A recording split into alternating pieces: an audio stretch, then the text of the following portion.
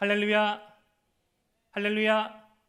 여러분 반갑습니다. 7월 16일 사부 예배를 드리게 하신 하나님께 영광과 감사를 올려드립니다.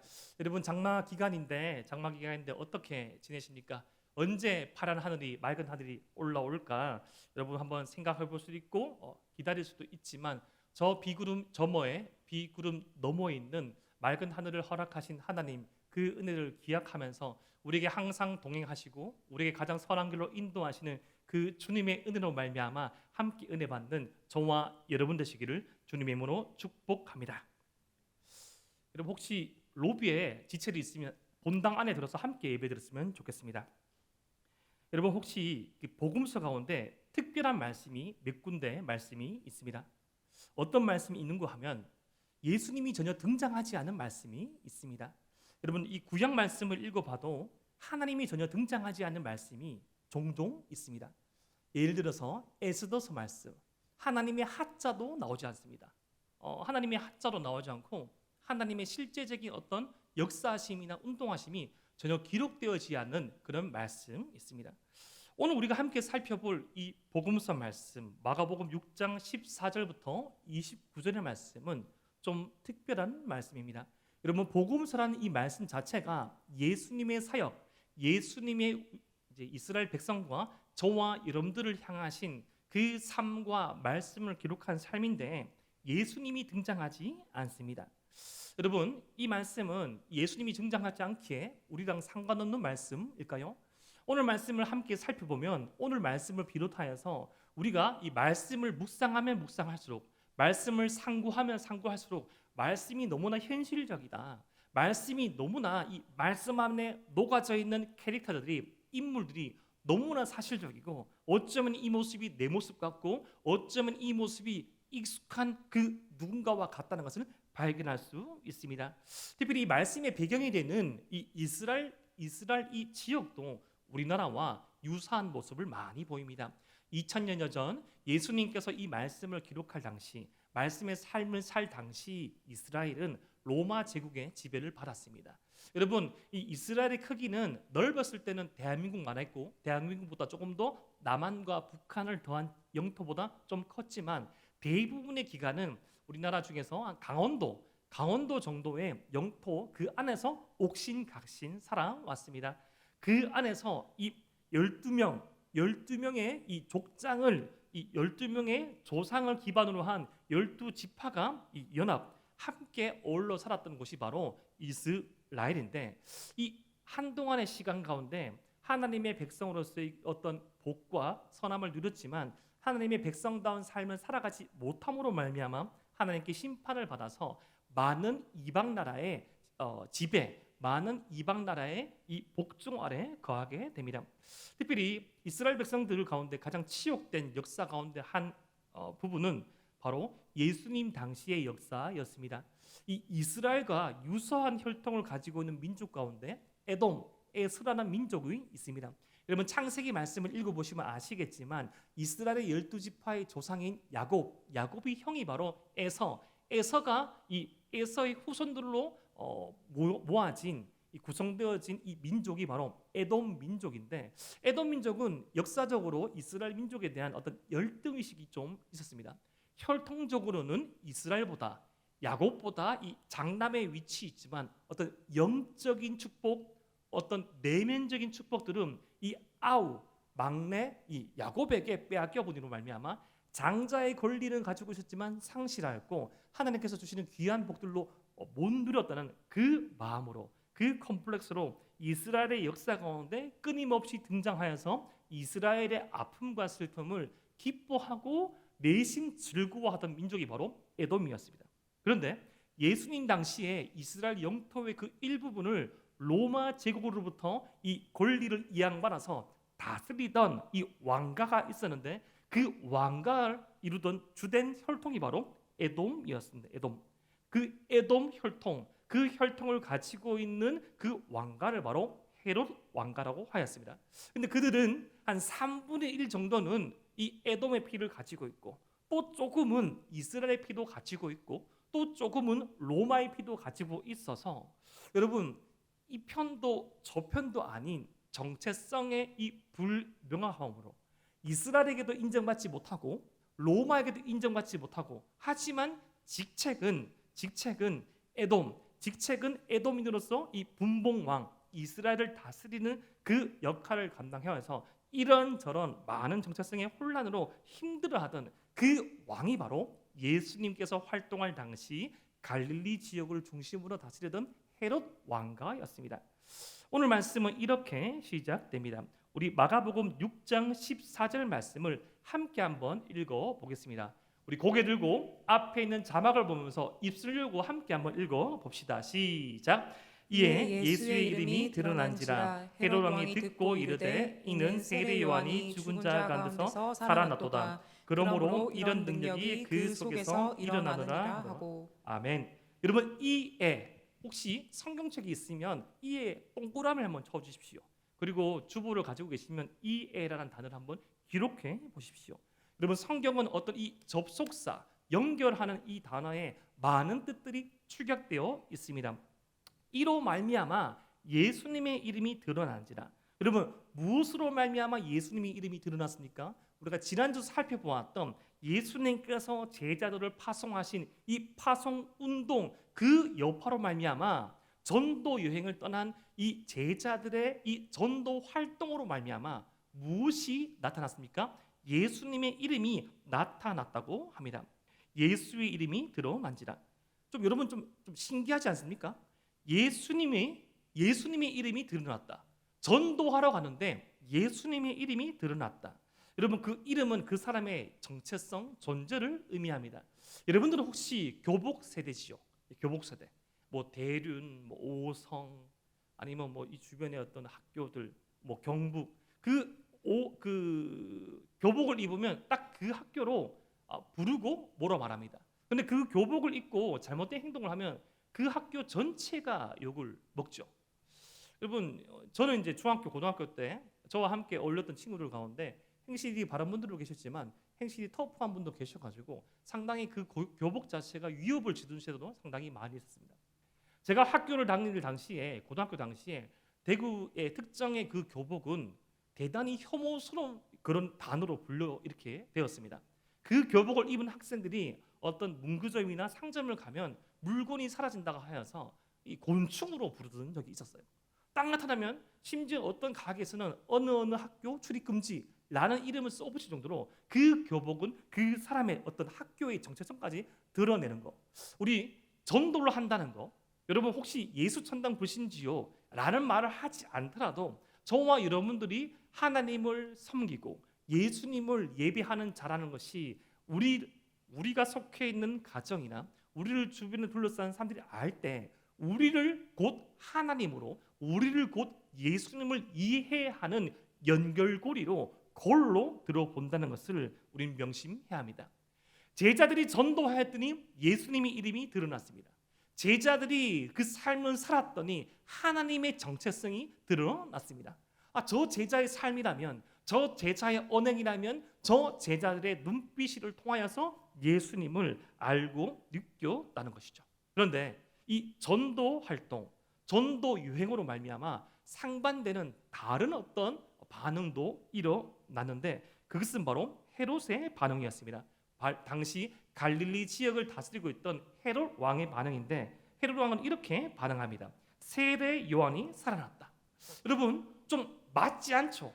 예수님의 이름이 드러난 것이 아니라 세례 요한이 살아났다. 이것들에 대한 또 헤롯 왕을 비롯한 사람들의 반응은 15절 말씀 보니까 엘리야가 돌아왔다고 합니다. 여러분, 이 세례 요한이 돌아왔다, 엘리야가 돌아왔다. 여러분, 엘리야라는 선지자는 이 구약 시대에 가장 능력 있는 선지자입니다. 여러분, 모세와 더불어서 이스라엘 사람이 지금까지 가장 존경하고 존중하는 두 인물이 있으니 구약의 두 인물, 바로 엘리야와 모세입니다. 여러분, 엘리야와 모세는 공통점이 있습니다. 무덤이 없어요. 여러분, 모세는 죽었지요. 죽었다는 것이 성경에 기록되어 있지만 모세의 무덤은 없습니다. 그래서 유대 랍비의 전통에 의해서는 모세를 엘리야와 동급으로 두면서 하나님께서 이 들러 올라갔다고, 그러니까 그의 무덤을 찾지 못하게끔 하늘로 데리고 왔다고 믿습니다. 여러분, 엘리야는 어떤 사람입니까? 능력의 선지자. 그 누구보다 강력한 사역, 그 누구보다 카리스마적인 사역으로 바알 선지자와 대결하고 그 하나님을 믿지 않는 그 세상 가운데 하나님의 이름을 따당 멋있게 전파하고 멋있게 드러낸 그 능력 있는 선지자가 바로 엘리야 아니었습니까? 그런데 세례 요한은 이미 죽었고 엘리야도 아니었습니다. 왜 이렇게 헤롯이 반응했을까요? 16절 말씀 보니까 그 이유가 이렇게 기록되어 있습니다. 헤롯은 듣고 이르되 내가 목벤 요한 그가 살아났다 하더라. 지금 이 이야기는 이야기 속의 이야기인 것입니다. 지금 14절부터 29절 말씀은 예수님의 전도 여행, 그 전도 여행이 이루어질 때, 제자들의 전도 여행이 이루어질 때 동시대, 동시간대에 다른 지역에서 같은 이스라엘에서 어떠한 움직임이 있었는지를 설명해 줍니다. 드라마로 치면 이야기 속의 이야기, 창문 속의 또 다른 창문으로 이야기를 보여주는데 지금 능력 있는 예수님의 제자들의 활동을 보고 능력 있는 예수님의 사역을 보고 이 헤롯이 자기가 죽인 세례 요한이 살아났다라고 생각했다는 것입니다. 왜 이 헤롯은 세례 요한을 죽였을까요? 그 사건에 대해서 17절부터 20절 말씀에 이렇게 이 배경이 적용됩니다. 여러분, 이 헤롯 왕은 원래 아내가 있었습니다. 근데 본래 자기의 아내를 버리고 이 자신의 이 사촌 동생 혹은 자신의 동생의 부인인 헤로디아와 함께 결혼합니다. 이 자신의 동생 혹은 사촌 동생, 이 동생일 수도 있고 사촌 동생일 수도 있는데 이 빌립 왕에겐 헤로디아라는 이 아내가 있었습니다. 그런데 그 아내가 이 기록에 따르면 상당한 미인이었다고 합니다. 그런데 헤로디아의 남편이었던 빌립은 이 헤롯과 같은 왕이었는데 영토가 없는 왕이었어요. 명칭은 왕으로 불리졌지만 영토가 없는 것이에요. 사랑하는 에바다윗 청년 여러분, 명예를 중요하게 여긴 사람, 어떤 사람의 눈에 중요하게 여기는 이 세상 가운데 우리는 살아가지 않습니까? 저는 청년들을 만날 때 어떤 식사를 하고 어떤 카페를 가고 어떤 음식을 마실 때 물어봅니다. 혹시 음식 사진 찍어야 되지 않냐고. 제가 절대 비방하지 않습니다. 그 문화를 제가 존중하는 거죠. 그러면 한 절반 정도를 찍어요. 찍고 이렇게 찍고 저는 그런 청년들은 뭐 이 시대의 어떤 흐름 가운데 저는 있다고 생각합니다. 이것은 나아요. 그런데 제가 전에 우리 공동체명과 다른 곳에서 경험한 그런 청년들은 과한 연출까지 했습니다. 목사님 손을 이렇게 가만히 두지 마시고 이렇게 가만히 주십시오. 이렇게 좀 드러나게 해주십시오. 왜냐하면 지금은 제가 인스타그램 활동을 거의 하지 않지만 당시 제가 인스타그램에 등장하는 것 자체가 여러분은 저를 믿지 않지만 제가 누구의 댓글에 등장한 게 상당히 이슈였거든요. 목사님이 등장했다 하면서 네 목사님이랑 그거 인친이냐 하면서 친구냐 아니냐 그래가지고 제가 한때 친구가 되게 많이 늘어났습니다. 되게 많이 늘어났다가 제가 이제 공동체를 떠나면서 되게 많이 좀 정리를 했죠. 처음에는 이렇게 하다가 제가 어느 순간 그런 건 아니겠지만 이용당하는 듯한 어떤 이 관계에 대해서 좀 왜곡하는 듯한 그런 모습까지 보여서 저 어떤 신체의 일부는 등장하지 않고 얼굴이 나오거나 초실간적으로 그렇게 일관적으로 이제 나타난 적은 있습니다. 인스타그램 혹은 SNS의 실상을 바라보면 여러분 어떤 제한적인 하나의 앵글, 하나의 카메라 안에서만 담아내는 그 세상으로 나머지 사람들에게 자신의 삶을 투영시켜 보여주죠. 그런 여러분 혹시 SNS 봤습니까? 여실 없는 자기의 어떤 고백, 가장 찌질한 모습, 가장 불편한 모습, 심지어 그렇잖아요. 아침 쌩얼 나 어떡해? 이미 다 하고 왔는데 이미 다 기초 화장하고 막 그런데 쌩얼 나 어떡해? 라면 먹고 부었다. 라면 안 먹는데 3일 동안 굶었는데 언니 너무너무 이뻐요. 혹시 제가 어떤 장면 보고 말한 거 아닙니다. 갑자기 떠난 여행 마지막 표 한 가지를 구해서 떠나다. 이미 한 3개월 전부터 계획한 여행인데 갑자기 떠난 듯 너무나 자연스러운 구도. 갑자기 떠난 발리. 제가 누구 보고 말한 거 절대로 아닙니다. 제가 드릴 말씀은 그렇게 SNS는 계획하고 포장하고 자기가 보여주고 싶은 것만 보여줄 수 있다는 겁니다. 왜 그럽니까? 지금 이 시대가 사람의 욕망을 투영시키잖아요.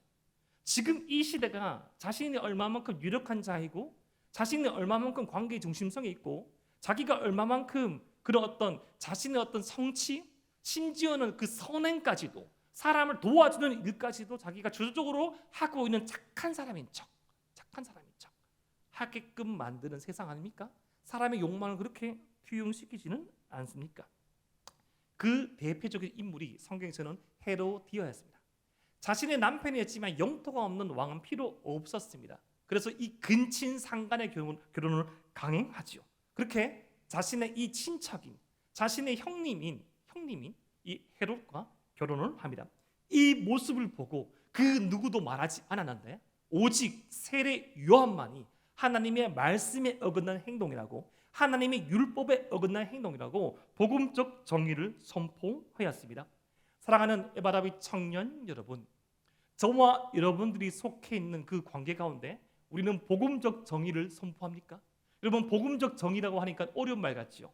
하나님의 말씀에 의거하여서 옳으면 옳다, 아니면 아니라고 표현하는 것이 바로 복음적 정의입니다. 회사에서 생활을 할 때 예를 들어서 여러분보다 더 낮은 직급의 사람이 들어왔습니다. 모두가 한 사람 한 상사를 욕하고 있을 때, 아무런 죄 없는 그 상사를 욕하고 있을 때 거기에 편승해야지 우리는 이 공동체의 일원이 됩니다. 아니면 일을 못하는 그 사람에 대해서 입을 대고 욕을 해야지 그 일원이 됩니다. 하지만 아무런 문제가 없는데, 아무런 잘못을 하지 않는데 그것에 있어서 같이 욕하는 것이 아니라 침묵하는 것, 바로 복음적 정의의 선포이지요. 옳은 것에 대해서 옳다고 말하는 것, 그런 것에 대해서 아니라고 거부하는 것, 복음적 정의의 선포입니다. 그런데 세상은 그런 복음적 선포의 정의에 어떻게 반응할까요? 증오심을 품습니다. 이 요한의 말을 들은 헤로디아는 증오심을 품고 19절 말씀 보면 원수로 여겨서 죽이고자 합니다. 그런데 그렇지 못한 이유가 마가복음 6장 20절 말씀에 등장합니다. 우리 마가복음 6장 20절 말씀을 함께 고개 들고 자막 보고 읽읍시다. 시작. 헤롯이 요한을 의롭고 거룩한 사람으로 알고 두려워하여 보호하며 또 그의 말을 들을 때 크게 번민을 하면서도 달갑게 들음이로라. 아멘. 지금 자신의 남편 헤롯 왕의 태도를 주목해 보십시오. 요한이 어떤 사람인지를 압니다. 거룩한 사람, 구별된 사람, 두려워하고 보호까지 합니다. 누가 좀 뭐라 하려고 하면 좀 센 발을 하면 카바까지 칩니다. 그리고 그의 설교를 들을 때 크게 번민하면서도 힘들어하면서도 달갑게 듣습니다. 우리가 예를 들어서 좋아하는 어떤 집회, 어떤 좋아하는 팀, 어떤 좋아하는 특정한 메시지, 어떤 채널들 구독할 때 그렇게 살아야지, 그래 이렇게 살아야지. 좀 이따가 우리 결단송을 하겠지만 하나님 나라 임하소서, 주의 나라 임하여 주시옵소서, 임하여 주십시오 막 찬양하고, 아니면 뭐 어떤 삶의 신앙의 루틴으로 어떠한 찬양, 어떠한 봉사, 나 같은 사람 없을까? 내같이 이렇게 아침에 일찍 일어나가지고 이렇게 봉사하고 나 좀 괜찮은 사람 아니야? 라고 생각하면서도 이렇게 살아가지 못하는 자신의 모습에 번민하는 우리 모습과는 닮아있진 않습니까? 그런데 이 헤롯의 모습에 있어서 우리가 주목할 것이 있습니다. 신앙생활에 있어서 우리가 주된 어떤 메인 테마가 뭔고 하면 감정에서 그치면 안 된다는 것입니다. 그는 감정적으로 어느 정도 다 반응했습니다. 달갑게 여기고요, 두려움도 느끼고요, 번민도 하였고요, 즐거워도 하였습니다. 하지만 듣기만 하고 행함이 없었습니다. 이러한 선택과 태도, 감정적으로는 교감하지만 어떠한 이 액션이나 결단을 하지 못했을 때, 이러한 신앙이, 이러한 자세와 반응들이 지속되어질 때 우리는 너무나 이것이 일상적이지만 어떠한 상황과 욕망과 접촉되었을 때 무서운 결과를 낳는 것을 우리는 바라보게 됩니다. 그 모습이 21절부터 23절 말씀에 나오는 자신 헤롯의 생일 잔치에 드러나게 됩니다. 아무 일 없는 줄 알았습니다. 자신이 사랑이라 믿었던 헤로디아와 결혼을 했습니다. 너무나 매력적인 거예요. 이 유대문헌의 기록에 보면 그렇게 매력적이었답니다. 막 얼굴에서 막 광채가 나고, 뭐 화장하지 않아도 막 매력이 찰찰 넘치는 부인. 그 헤로디아와 행복한 결혼 생활을 하다가 자신의 생일 잔치가 되었습니다. 당시 생일 잔치라고 하면 지금의 어떤 잔치처럼, 지금의 어떤 브라이덜 샤워처럼 자신이 얼마만큼 관계 중심성에 있는지, 자신이 이 생일에 얼마만큼 선물을 많이 받았는지, 얼마만큼 많은 기프티콘을 쐈는지 받았는지 자랑하는 일부의 사람이 있는 듯, 그것보다 더욱더 심하게 권력자들은 명예를 소유한 자들은 자기의 권력과 자신의 인기와 자신의 어떤 인간관계를 드러내고 자라내는 그 파티의 정점이 생일 잔치였는데, 그때 유력한 갈릴리의 사람들을 다 불렀습니다. 음식을 먹고 음료수를 마시면서 취하고 막 음악이 막 나오고 잔치와 파티가 최고조에 이르렀을 때, 그때 최고의 무희가 등장하는 것이 당시 유대 에돔의 이 잔치의 하이라이트였습니다. 이번엔 어떤 무희가 등장할까? 이번엔 어떤 댄서가 등장할까? 베일을 가리고 현란한 움직임으로 모든 사람들의 이목을 끄는 댄서가 있었는데, 알고 보니까 그 댄서가 자신의 너무나 사랑스러운 딸, 자신의 이 헤로디아의 딸 살로메였습니다. 모든 사람이 박수를 치는 거예요. 너무 우아하다.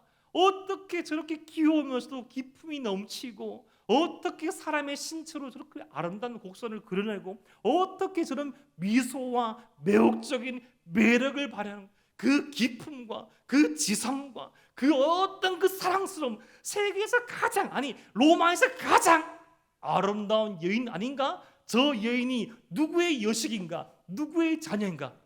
바로 나의 딸 살로메입니다. 너무 기분 좋은 거예요.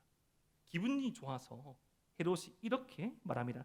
마가복음 6장 22절 하반절 말씀을 우리 함께 한번 읽어 보겠습니다. 시작. 왕이 그 소녀에게 이르되 무엇이든지 내가 원하는 것을 내게 구하나 내가 주리라 하고, 또 맹세하기를 무엇이든지 내가 내게 구하면 내 나라의 절반까지나 주리라 하거늘. 아멘. 지금 맹세를 22절 하반절부터 23절까지 이 헤롯이 하는데, 이것은 진실일까요? 진실이 아닐까요? 당시 분봉왕은 그런 권력이 없습니다. 그러니까 지금으로 치면 도지사, 시장보다 못한 지위거든요. 로마 제국으로부터 그 권리를 인정받아서 다스리고 있지만 한 평의 땅도 줄 수 있는, 그러니까 영원히 양도할 수 있는 권리는 분봉왕에게 없는 거예요. 그러니까 허세에 찌든 것이죠. 이 술에 취한 사람들, 어떤 욕망이 투영된 그 파티 가운데, 그 싸늘한 그 온화한 미소 가운데 이 너머에 있는 그 욕망과 그 목적과 그 야심과 그 음란과 그 계획을 다 숨기고, 그 얼굴 너머에 숨기고 하하 웃으면서, 아이고 너무 따님이 너무 귀하세요. 딸은 이씨 근신상한, 너무 딸의 기품이 있어요. 음란하면서 너무 사랑스러워요. 그런 사람들이 칭찬에 찌들어가지고 허세를 떱니다. 이 나라의 절반까지도 내가 주리라. 사랑하는 에바다바의 청년 여러분, 우리에게는 어쩌면 비현실적이라고 말할 수 있는 말씀이겠지만, 우리에게는 이런 욕망과 욕심에 찌든 허세 없습니까? 조금이라도 포장되려고 하고, 조금이라도 포장하려고 하고, 아니면 요즘에 극점이죠. 자신의 감정을 얼마나 그렇게 잘 표출하는지. 극점이에요. 자신의 감정을 막 미화시켜서 반대로 표현하는지, 기분 나쁘면 진짜 기분 나쁘게 표현하고, 화가 나면 진짜 화가 나게 표현하고, 마음에 안 들면 진짜 마음에 안 들게 표현하고. 교회에서, 사회에서 그렇게 못하잖아요. 교회에서 그게 가능합니다. 하나님이 형제 자매라는 그런 이유만으로 그것이 가능한 그런 사람들이 있을 수 있습니다. 아니면 그 극점으로 자신의 감정, 자신의 삶들을 철저하게 숨기고 오는 사람도 있죠. 그 극점 가운데 우리는 어느 지점에 있을 수 있다고 저는 생각합니다. 지금 헤롯은 이 허영과 허세와 연기하는 이 극점에 있는 것이죠. 나라의 절반까지도 준다는 이 헤롯의 왕의 말을 듣고 친딸은 아니지만 딸 살로메가 듣고 엄마에게 묻습니다. 24절과 25절의 말씀입니다. 엄마에게 물으니까 바로 뭐라고 말합니까? 세례 요한의 머리를 구하라. 비정상적인 대화 같습니다. 어머니에게 묻자마자 세례 요한의 머리를 구하라 말하고, 25절 말씀 보니까 그가 곧 왕에게 급히 들어가 구하여. 딸 살로메가 말씀을 듣자마자 바로 뛰어가지고 아버지, 지금 법적인 아버지 헤롯에게 세례 요한의 머리를 구합니다. 여러분 한번 고개를 들고 한번 생각해 보십시오. 이게 여러분 정상적인 사람의 이 의사소통의 구조입니까? 여러분 지금 돼지고기가 아닙니다. 햄이 아니에요. 족발이 아니에요. 만두가 아니에요. 그럼 피자가 아닙니다. 엄마 피자 한 판 달라고 말할까? 피자가 아니에요. 라면이 아닙니다. 이스라엘 그 누구도 다 알고 있는 전무후무한 선지자, 예수님께서 말씀하시기를 이 여인이 낳은 이 선지자 가운데 가장 위대한 선지자, 회개운동을 일으키고 독사의 자식들하고 독설까지 내뿜으면서도 요단강에서 세례를 주고 회개의 세례를 주었던 전무후무한 선지자 세례 요한의 머리를 구하라고 말하니까 그 말 듣자마자 이 딸은 가서 자신의 법적인 아버지에게 이 세례 요한의 머리를 달라고 합니다.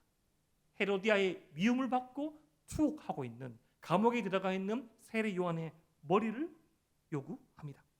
이 말을 들은 헤롯은 걱정에 빠지죠. 고민에 빠집니다. 26절부터 28절의 말씀. 안 그래도 사람들이 나를 무시하는데 반은 에돔 족속이고 반은 로마인이고 또 조금은 이스라엘 피가 섞여 있으니까 우리 가문에 대해서 사람들이 많이 무시하는데, 저 유대 가문은 뭐 4대 신앙도 아니고 뭐 40대 신앙, 아브라함의 자손, 누구의 자손 하면서 신앙적으로 뛰어나는데 저 로마 왕가를 보니까 로마로부터 친히 그 영토를 받은 총독이 있는데 로마의 황제의 친구인데 난 로마의 황제와 같은 학교를 다녔지만 여전히 서자 취급받고 여전히 혼혈 취급받고 여전히 욕망의 중심 가운데 투영되지 못한 분봉왕이지만 왕의 자격은, 왕의 자질은 인정받지 못한 나로서 이 요구를 다 받았는데 사람들이 들었어요. 딸이 막 춤추면서 웃으면서 말하니까 다 들었어요. 주목합니다.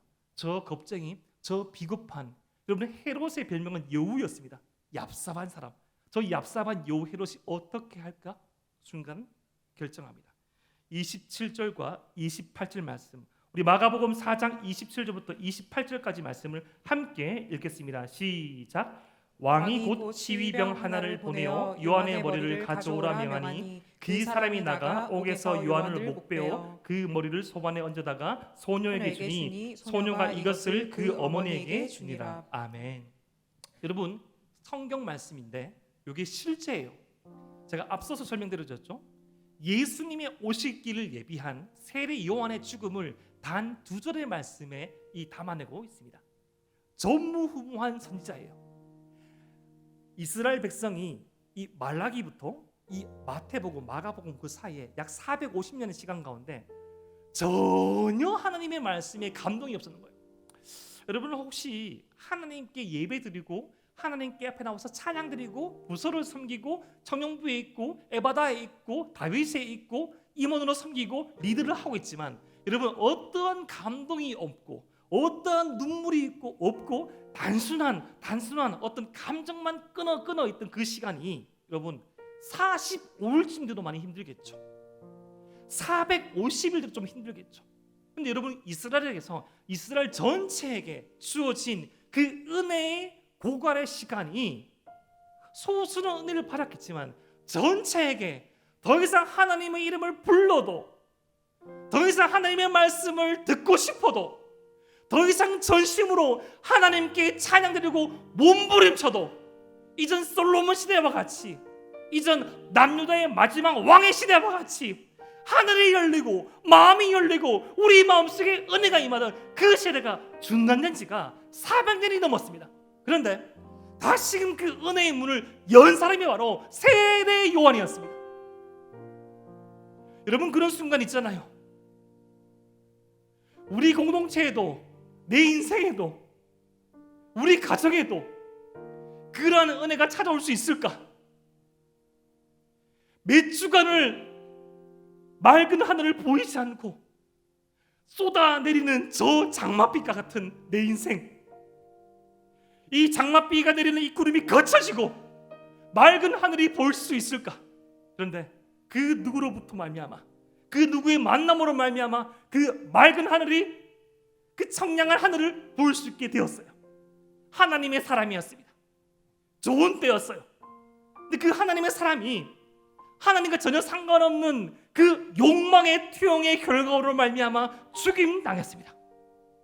예수님의 옛자로 나오지 않고 예수님은 등장하지 않고 왜 저와 여러분들에게 세례 요한의 죽음을 이토록 간략하게, 이토록 비참하게 두 줄의 말씀으로 담아내고 있을까요? 오늘 이 말씀은 장차 예수님께서 맞이하실 그 죽음을 보여주는 예고편입니다. 황당하지? 전무후무한 선지자 세례 요한도 이렇게 어쩌면 너희들이 보기에 개죽음 당했는데 이것보다 더 비참하고 허탈한 죽음을 내가 맞이할 것이다. 그리고 나를 섬기고 나를 따라오는 너희들도 이 허탈한 죽음과 같은 처지에 처할 수 있을 것이다 라고 말하면서 우리가 진정 구해야 할 것이 무엇인지를 우리에게 알려줍니다. 오늘 말씀을 통하여서 헤롯과 헤로디아는 자신의 욕망을 구했습니다. 세련된 미소, 인자한 표정, 사람들의 인기와 관심의 중심 가운데 있던 헤롯은 자신의 인기의 어떤 문을 열고 정점을 찍고자 하나님의 말씀을 듣고 번민하고 자신의 삶을 돌아보면서 울며 흐느껴 기도하였지만 하나님의 말씀보다 하나님의 은혜보다 사람들의 시선이 더 좋았기에 그 예전 사울 왕처럼 그 예전 하나님과 우상을 겸하여 섬기던 그 실패했던 이스라엘 사람처럼 결국은 사람을 선택하고 그 선택으로 말미암아 헤롯이 죽임을 당하게 되었습니다. 우리는 무엇을 구해야 합니까? 얇고 길게 살아야 합니까? 복음적 정의를 구현해야 될 그 시기에 남들과 똑같이 입구딱하고 같이 10번 욕할 때 10번은 아니지만 2번, 3번 아무런 잘못 없는 그 친구, 그 동료, 그 관계 가운데 약한 빌런의 역할을 해야 할까요? 우리는 그 편에 서는 것이 아니라 복음적 정의를 선포해야 합니다. 오늘 말씀의 적용입니다. 우리는 복음 앞에서 어떻게 반응합니까? 여러분 말씀 듣고요, 찬양하고요, 섬기면서 어느 정도 이 감정의 성취는 다 할 수 있습니다. 거기까지는 다 할 수 있어요. 하지만 삶의 변화, 인격의 변화, 그 삶의 열매 맺기까지가 더 중요합니다. 지금 이 시대는 감정의 극점의 시대입니다. 내 감정을 더 과장하고 더 공격적으로 드러내는지 나의 욕심과 욕정을 성취하고자 철저히 좋은 사람, 철저히 선한 사람으로 포장하는지 이 감정의 극점의 시대 가운데 우리는 살아가고 있습니다. 우리는 무엇을 선택해야 합니까? 주님의 길을 선택해야 되죠. 주님은 우는 자와 함께 울고 웃는 자와 함께 울었습니다. 주님은 아닐 때 아니라고 말씀하셨고 그렇다라고 할 때 그렇다고 말씀하셨습니다. 하나님을 선택하셨죠. 하나님을 따라갔습니다. 오늘 말씀의 두 번째 적용, 우리는 무엇을 구해야 합니까? 결국 우리 삶은 우리가 구하는 것에 견인당하게 되어 있습니다.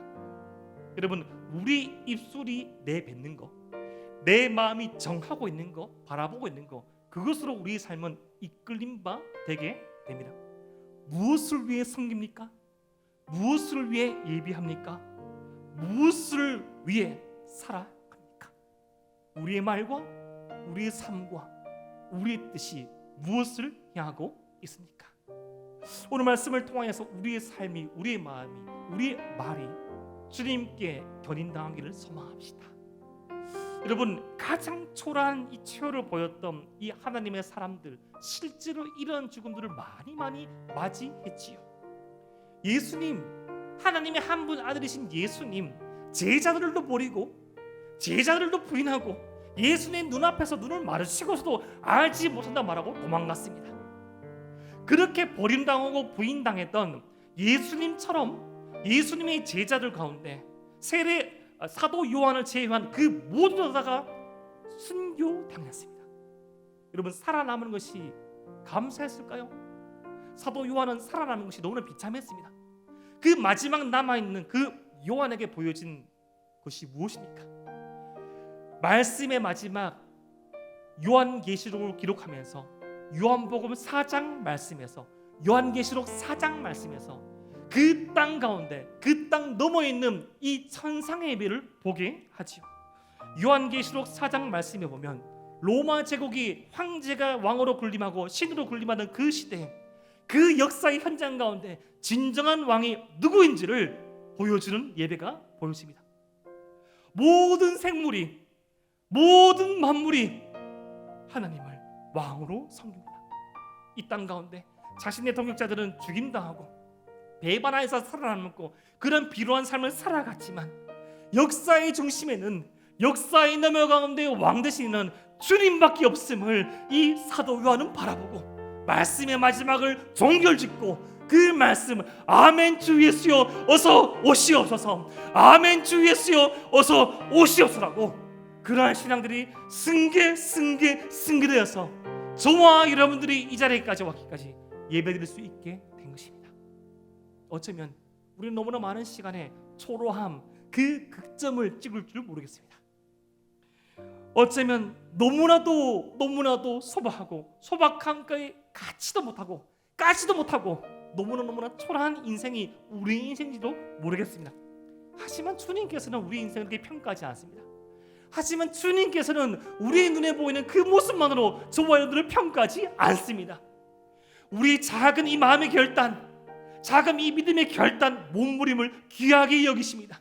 지금 당장 오늘이 아닐지라도 우리가 지금 이 순간 주의 말씀 앞에 바로 서 있으며 이 말씀 붙잡고 살아가고자 하는 이 몸부림을 귀하게 보시고 잘하였도다 착하고 충성된 종아라고 우리를 안아 주실 것입니다. 오늘 말씀 붙잡고 우리의 삶을 돌아봅시다. 우리는 어떻게 반응하겠습니까? 우리는 무엇을 선택하겠습니까? 우리의 반응과 우리의 선택으로 말미암아 우리 1년 뒤에 우리 자신이 10년 뒤에 우리 자신이 그 선택과 반응 앞에 결정되어질 것입니다. 부디 주님을 선택하고 은혜 가운데 반응하는 저와 여러분 되시기를 주님의 이름으로 축복합니다. 기도드립니다.